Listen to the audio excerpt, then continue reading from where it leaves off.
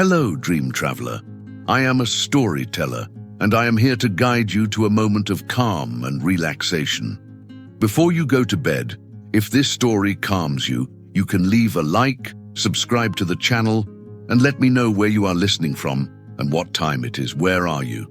Now take a deep breath, make yourself comfortable, let your thoughts slow down, and slowly enter the story. Ethan was still holding the hotel key card when the room went quiet. Not the peaceful kind of quiet. This one felt sharp, like it had edges. "I should have said this earlier," Clara whispered. She stood near the window, arms folded tightly around herself, as if she were trying not to fall apart. "But I kept hoping I'd feel different." Ethan forced a smile. "Different how?" She turned to face him, and that's when he knew. Her eyes weren't angry, they were tired. "I don't think we're walking toward the same future," she said, "and pretending otherwise is hurting both of us." The city lights flickered behind her, glowing gold and distant. He had imagined this moment so many times, just not like this. "You said this trip meant everything to you," Ethan said quietly. "I planned it because I thought it would bring us closer." Clara shook her head. "That's just it. You plan beautiful escapes. I need a place to stand still." The words landed hard. He searched her face for hesitation, for doubt. There was none. "I love you," he said. "Isn't that enough?" Her voice broke when she answered.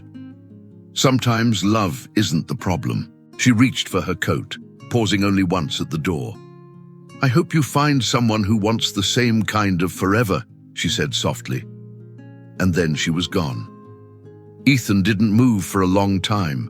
The room smelled faintly of coffee and rain from the open window. On the table sat a small souvenir he'd bought earlier that day, a wooden compass etched with the word, "Always." He turned it over in his hand. Always.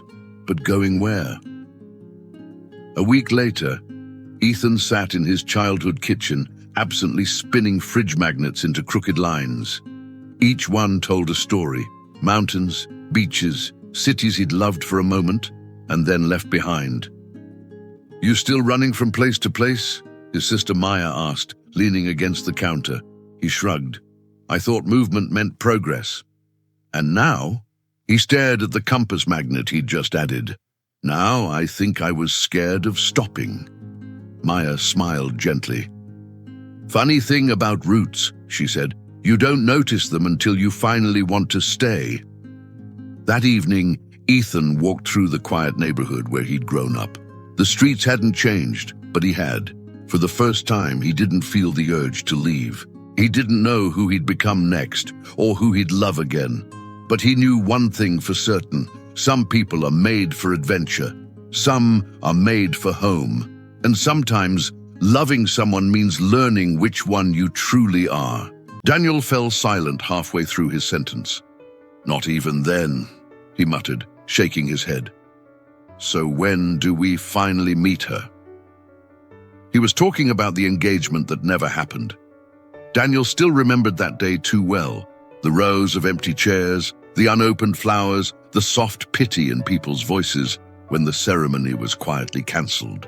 His parents had taken control, politely ushering guests away, while his brother Lucas drove him home and sat with him until the house felt less unbearable. It had changed Daniel. Trust didn't come easily after that, but somehow, loving Eleanor had. "Listen," Lucas said, pulling Daniel back to the present. "We're doing a small garden party for Mia's birthday.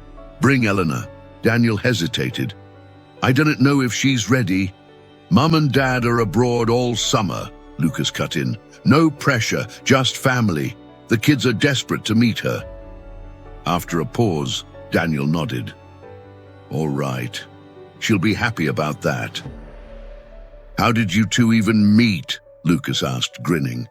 "Through Nana," Daniel laughed. "Elena's her florist." Lucas raised an eyebrow. "If Nana approves, that's basically destiny." Then casually he added, "So, any travel plans?" Daniel shook his head. "None." Lucas stared at him. "You've been together a year and you haven't planned anything?" She's never mentioned travel, Daniel said carefully. Exactly, Lucas replied, which makes a surprise even better. Daniel thought about Elena's scheduled time off work. It could work. Any ideas? Somewhere timeless, Lucas said. Somewhere romantic.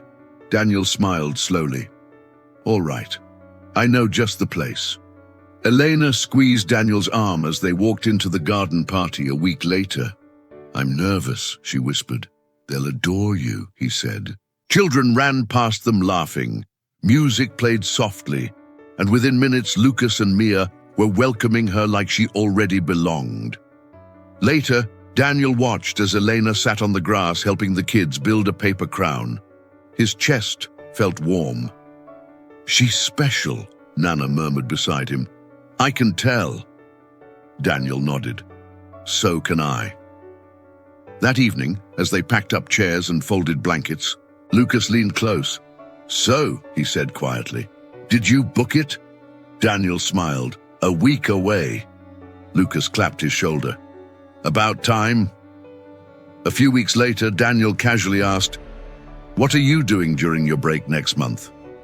Elena shrugged. Probably repaint the living room. Well, he said lightly, you might want to pack instead. Her eyes widened. Why?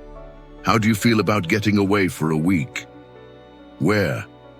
Somewhere beautiful, he said. We leave Saturday. She laughed, then froze. You planned all this? Every detail, he said. Even care for your cat. Her voice softened. No one's ever done that for me. That night, Daniel reached into his jacket and took out a small box. Elena gasped when she saw the ring, simple, elegant, glowing under the light. He swallowed.